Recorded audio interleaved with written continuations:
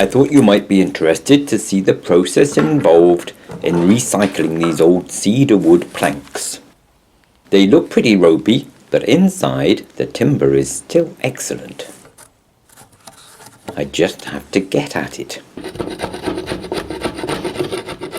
I bought these planks from Noel, who had a stack of them in a cowshed. Before that, they were the cladding on the outside of wooden chalets in our local town for more than 40 years.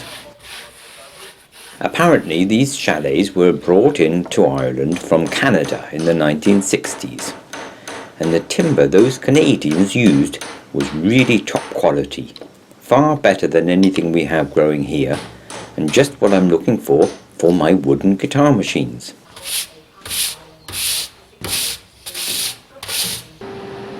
Then they get a few passes through the planer thicknesser to remove the old brown paint and level the surfaces. So much better already, but I need to keep taking off more to get down below the level of the beading. Thicknessing has to be done in many small passes, no more than 1 millimeter at a time for this type of wood.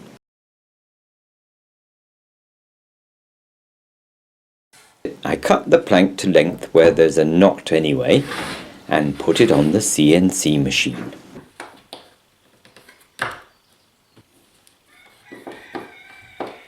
Each new batch of parts gets a new cutter bit, and then the machine gets to work cutting out the shapes of the levers.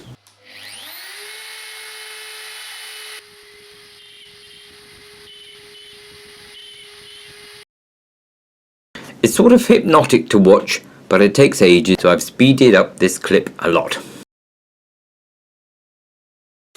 It takes hours to cut this many. Mostly I leave it to get on by itself, but I'm never far away in case something goes wrong. In fact, the brushes went in the router during this batch, and by the time I was able to get hold of some replacements, there was more than a week between the beginning and the end of this particular cutting session.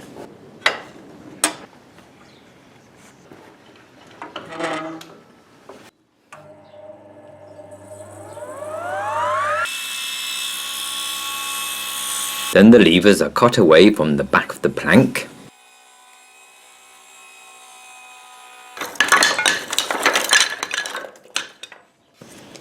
And they now have the right shape, but of course the finish is terrible. We start by sanding the flat faces with 60 grit paper on a bench sander.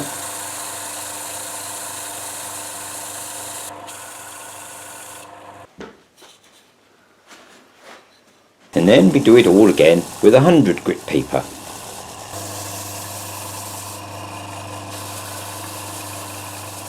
Then we run the curved faces around a bobbin sander, starting with the coarse grit.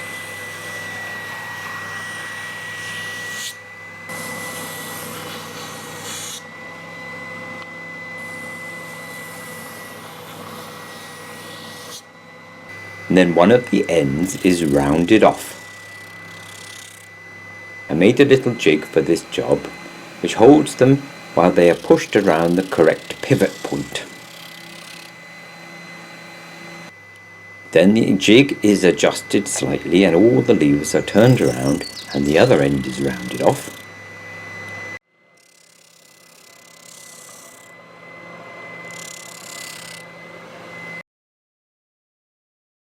Then I put a chamfer around everything with an upturned router. That's 4 passes for each lever. Again, this goes on for quite a while because I really don't want to chamfer my fingers.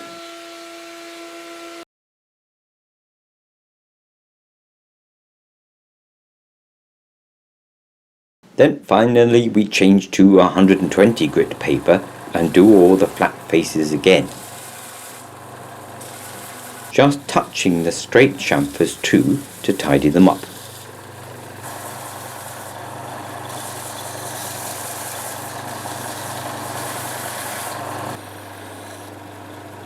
The curved chamfers are done on the end of the belt, Again, that's 4 faces on each piece.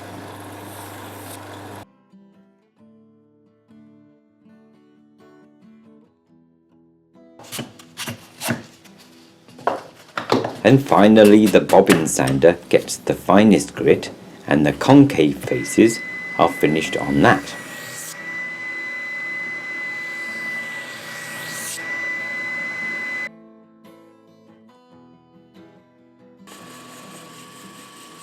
Next, 3mm holes are drilled into the end of each one.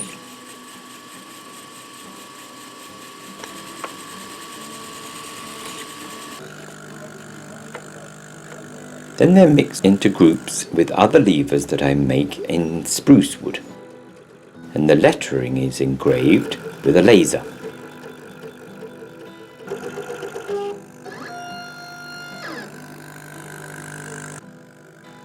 The contrasting colours are to help people choose the right lever when they're playing the guitar. Then we check them over and hand finish them.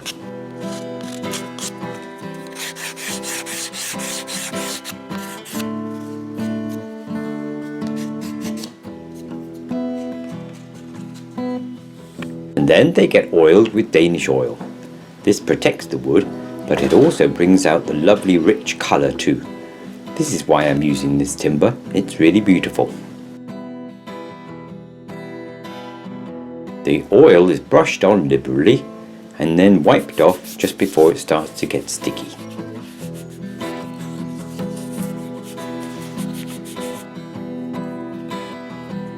And then we do it all over again. More oil and more wiping and more polishing.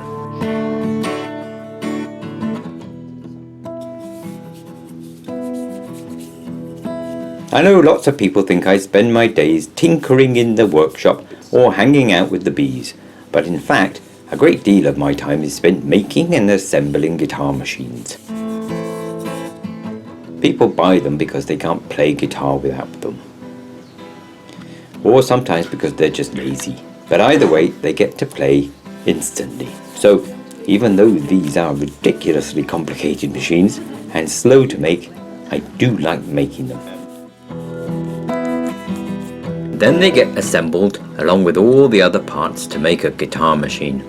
Lots of the other parts have had a similar journey to get here. No wonder it takes so long to make one of these things. I think I ought to start charging more.